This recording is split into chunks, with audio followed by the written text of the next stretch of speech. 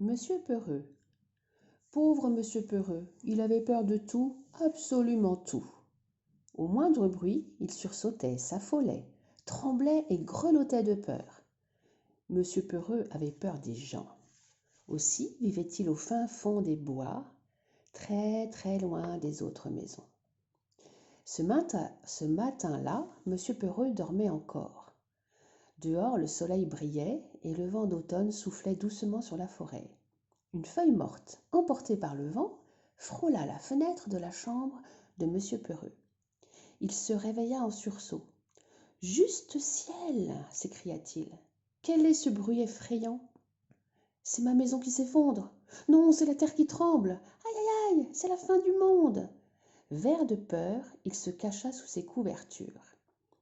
Il lui fallut au moins 1 heure pour comprendre que sa maison ne s'était pas effondrée, que la terre n'avait pas tremblé et que la fin du monde n'était pas pour tout de suite.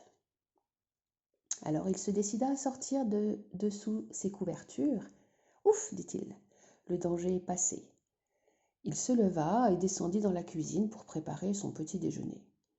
Monsieur Peureux mit des cornflakes dans un bol, versa du lait par-dessus et ajouta du sucre. Crac, cric, pchit firent les cornflakes. Monsieur Peureux se réfugia sous la table de la cuisine. « Juste ciel !» hurla-t-il. « J'entends gronder le canon et fuser les bombes. Oh, pauvre de moi, c'est la guerre !» Quelle imagination ! Tout était bien calme dans la cuisine. Monsieur Peureux finit par sortir de sa cachette. Après son petit déjeuner, Monsieur Peureux alla se promener dans la forêt. Un ver de terre le vit s'approcher. « Bonjour !» dit le ver de terre, très aimable. Monsieur Peureux eut la chair de poule. « Qui est là ? Qui me parle ?» hurla-t-il. Il aperçut le ver de terre. « Juste ciel, un serpent ! Malheur, c'est un boa ! Il va m'avaler vivant ! Au secours !» Et il bondit au sommet d'un arbre. « Quel exploit ! Bravo !» dit le ver de terre. Et il rentra sous terre. Au bout d'1 heure, Monsieur Peureux se décida à descendre de l'arbre. Il continua sa promenade et bientôt il arriva en bordure d'un champ. Monsieur Peureux jeta un regard anxieux autour de lui. « Personne, dit-il. »« Vraiment personne ? » Si, il y avait quelqu'un au milieu du champ, mais Monsieur Peureux ne l'avait pas vu. C'était un vagabond qui s'était endormi sous le soleil d'automne. À petits pas prudents, Monsieur Peureux s'aventura dans le champ.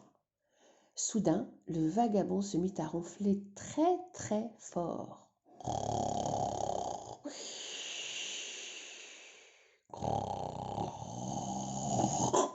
Qu'est-ce que c'est ?» hurla Monsieur Peureux. « Juste ciel, c'est un lion énorme qui rugit. Oh, pauvre de moi ! Ce lion cruel va me couper en morceaux avec ses longues dents et ses griffes acérées.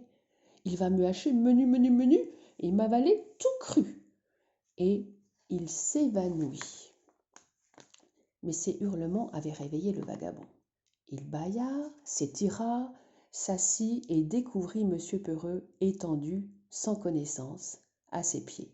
« Pauvre petit !» dit le vagabond, qui était un brave homme. Tout doucement, il prit Monsieur Peureux dans sa main. Monsieur Peureux revint à lui, se frotta les yeux et vit le vagabond. « Juste ciel, enfer et damnation !» hurla-t-il. « Un géant, un ogre, il ne va faire qu'une bouchée de moi. »« Voyons du calme, mon petit, » dit le brave homme. « N'ayez pas peur. Dites-moi plutôt votre nom. »« Monsieur Peureux, » bégaya Monsieur Peureux. « Figurez-vous que moi aussi, dans le temps, j'avais peur de tout, » dit le vagabond. « Mais j'ai changé. Vous voulez connaître mon secret ?» Monsieur Peureux frissonna. « Oui, je veux bien, » balbutia-t-il. « Il suffit de compter jusqu'à 10, » expliqua le vagabond. « Et alors, on s'aperçoit qu'il n'y avait pas de quoi avoir peur. » Le vagabond reposa Monsieur Peureux dans l'herbe. « N'oubliez surtout pas de compter jusqu'à 10. » Et il s'en alla. Monsieur Peureux prit le chemin du retour. Il traversa le champ, il traversa la forêt. Soudain, il marcha sur une brindille. Cric, crac, fit la brindille.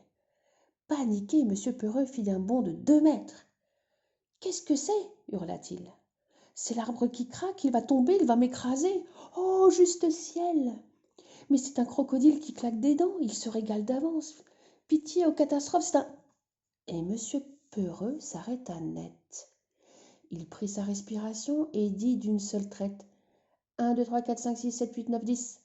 Et il vit que ce qui avait fait cric, crac n'était qu'une brindille. Une malheureuse petite brindille. Ouf, dit monsieur Peureux. Je suis sauvé. Monsieur Peureux approchait de sa maison quand une feuille morte tomba doucement sur sa tête. Au secours, police, on m'attaque, on m'enlève, ils sont armés, ils vont me... Il s'arrêta net et il prit sa respiration. 1, 2, 3, 4, 5, 6, 7, 8, 9, 10. Et il vit que ce qui s'était posé sur sa tête n'était qu'une feuille. Une malheureuse petite feuille morte. Formidable, son secret, s'exclama monsieur Peureux émerveillé. Depuis ce jour, monsieur Peureux a bien changé. Il suffit de le regarder pour s'en convaincre. Monsieur Peureux ne crie plus, ne hurle plus, ne s'affole plus, ne tremble plus. Il ne se cache même plus sous ses couvertures. Enfin, plus très souvent. Et voilà. Et cric et crac.